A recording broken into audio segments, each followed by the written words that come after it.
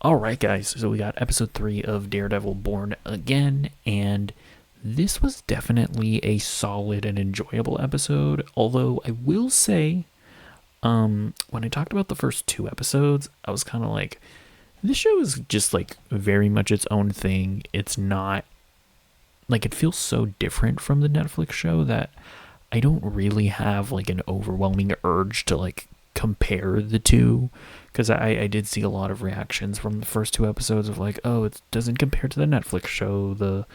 It looks different from the Netflix show. The action isn't as good. Yada yada yada. And it's like, to me, it's not even really trying to go for the neo noir tone of the original Netflix show, and that very quickly disarmed me. This episode, however, it's like, well, it's a courtroom drama episode, and it does kind of feel like the trial of Frank Castle, to be specific. And it's kind of just like, it did make me start thinking about it. And it's like, yeah, I mean, in that respect, it does kind of pale in comparison to how Netflix handled the courtroom scenes. Like, I just think that in the Netflix show, the dialogue hit a lot deeper. The performances were better. Cinematography was better. Just to be clear, this episode was not bad by any means, but you know,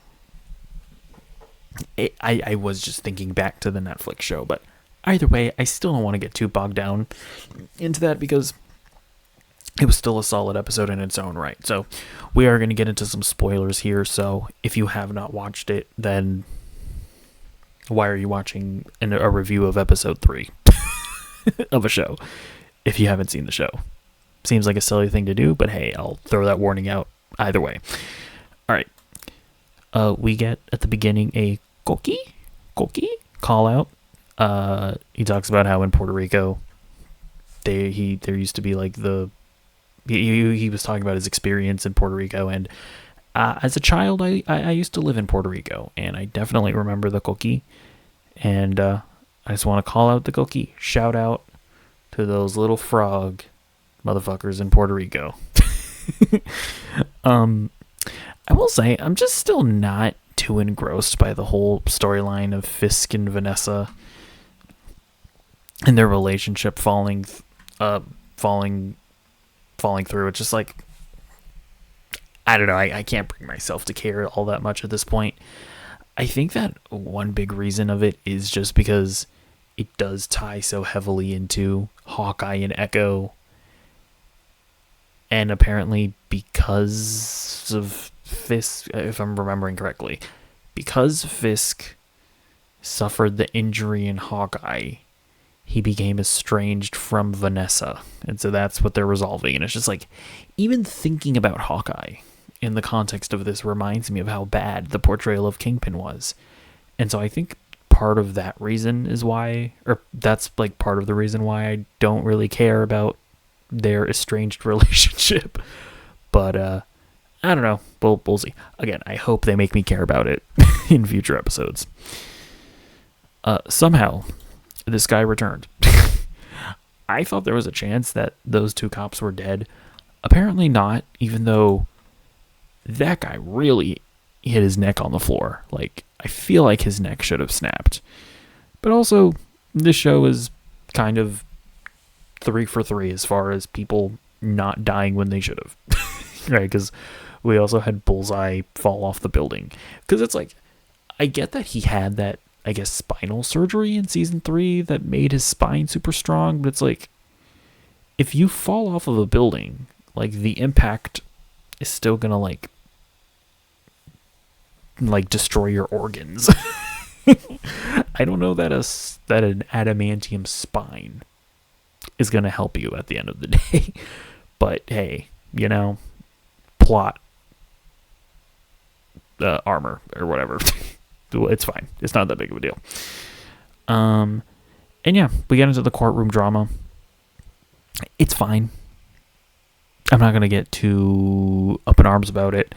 But I guess some of the more interesting aspects of it, we have this guy, his pants are on fire from lying.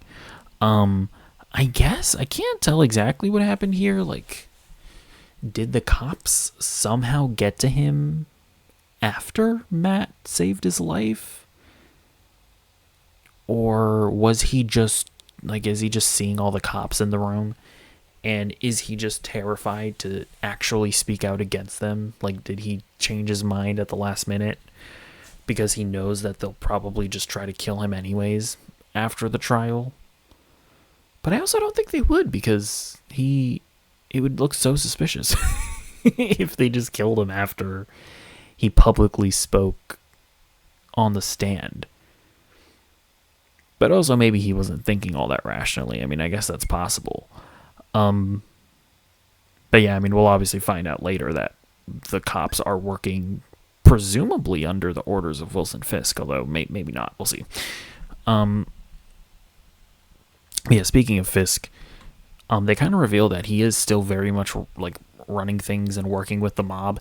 This kind of, again, this is just like where he did start thinking about the Netflix show as opposed to the first two episodes, where it's like this whole situation very much reminded me of season 1 when Kingpin was working with those like 3 other mob families or whatever. Right? Mrs. Yang, Mrs. Yu, whatever, the old lady. Then there's also Nobu, and then the Russians, right? It's like this is very much a similar situation, but in my opinion, less interesting. I don't know, like, we'll see where they go, but these mob bosses, they don't feel nearly as intimidating or just intriguing, I guess. Like, I wanted to learn more about the old lady. I wanted to learn more about Nobu. I wanted to learn more about the Russians. I don't really care to learn more about these mobsters.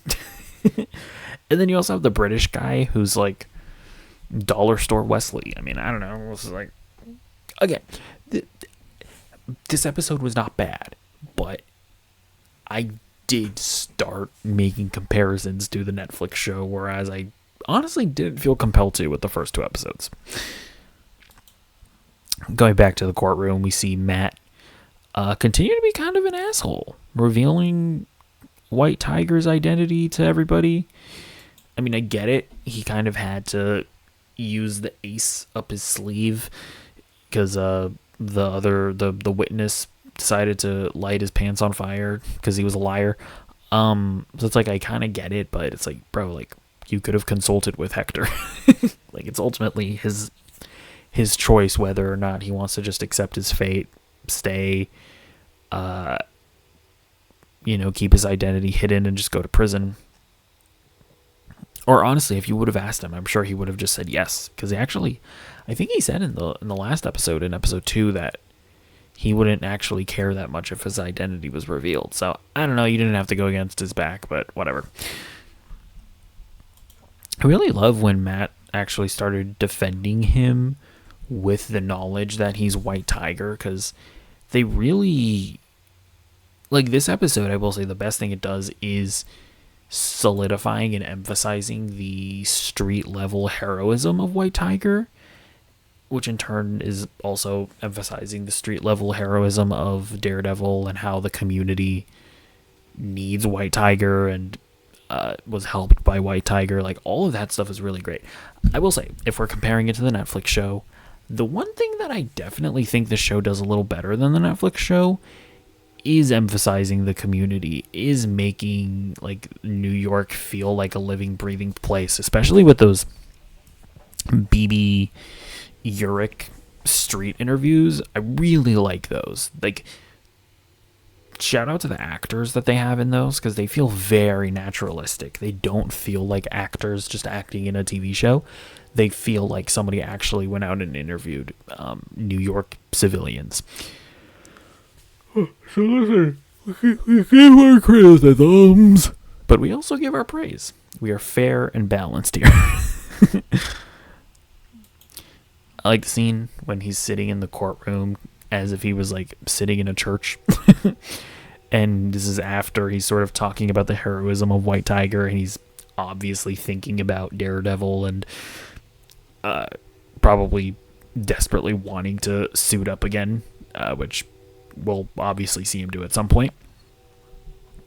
I also like the scene when he's cooking for his girlfriend, and he finally talks about Foggy, which I appreciate. I like that Foggy, he wasn't just killed and then discarded from the show. I like that his presence is still felt. Like, his presence is very much felt throughout all of this, considering that Matt is really trying hard not to put on the Daredevil suit.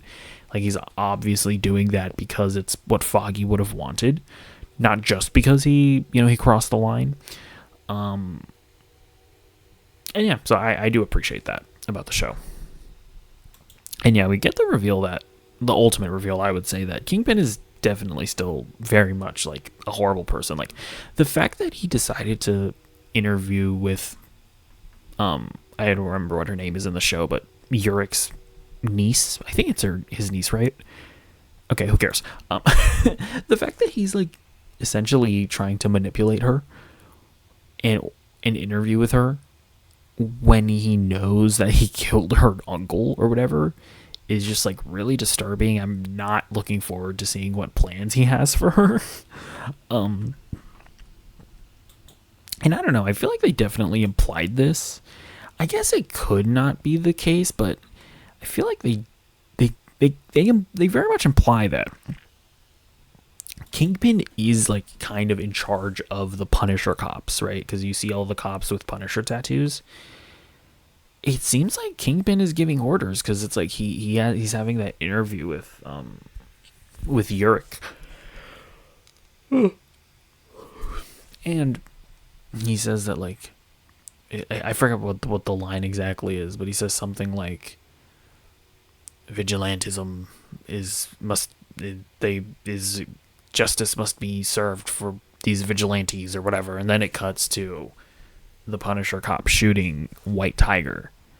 So I feel like that's kind of alluding to the idea that Fisk ordered them to do it. But I guess it is also still possible that Fisk didn't actually have anything to do with it, and one of those Punisher cops just killed White Tiger out of spite, in order to get revenge for either killing the cop, because it's also possible that some cops on the force just believe that he killed the cop, or out of spite because he got away with, or he exposed them, I guess. So we'll see. And this obviously then, now we very much know where Punisher is going to fit into the show. Like, he's going to see these cops using his logo for their dirty work, and he's going to be big mad. And so he's going to come in and get revenge. I will say, why would you use the Punisher logo if you're a cop? Like, I don't even understand what the point of that is. Like, especially if you're in the Marvel Universe. Like, I've never looked into it, but I know that isn't that a thing in real life? Where there were like these groups of cops that were using the Punisher logo. Seems like a weird thing to do in real life, but especially if you're in the Marvel Universe where the Punisher exists. Why would you ever try to impersonate him?